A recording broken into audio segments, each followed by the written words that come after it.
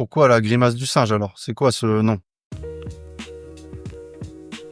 Déjà, les singes sont des animaux que j'ai toujours portés haut dans mon cœur. Vous remarquerez que je dis pas mon animal préféré parce que je viens de fêter mes 42 ans et que ces mots n'ont rien à faire dans la bouche d'un adulte. Ça serait comme vous dire « Je suis fan d'Harry Potter ». Je vous apprendrai rien en vous disant que l'homme partage un ancêtre commun avec les grands singes. C'est tellement lu et entendu que c'est un lieu commun. Par contre, ce qui est fascinant, c'est à quel point ça explique notre condition humaine. Et ça, ce sera un des fils conducteurs de la grimace du singe. Ensuite, pourquoi la grimace?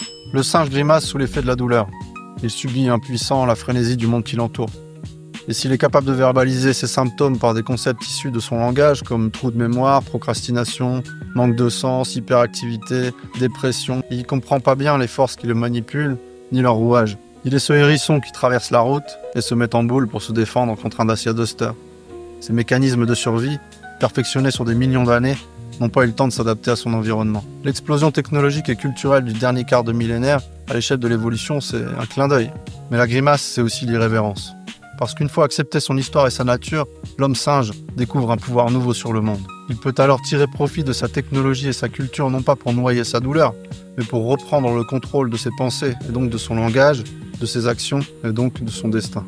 La grimace symptôme cède alors sa place à la grimace étendard, une bannière brodée d'une langue tirée vers l'extérieur, symbole de résistance à cette nature primale qui motive toutes les stratégies de l'oppresseur et constitue la principale faiblesse de l'oppressé.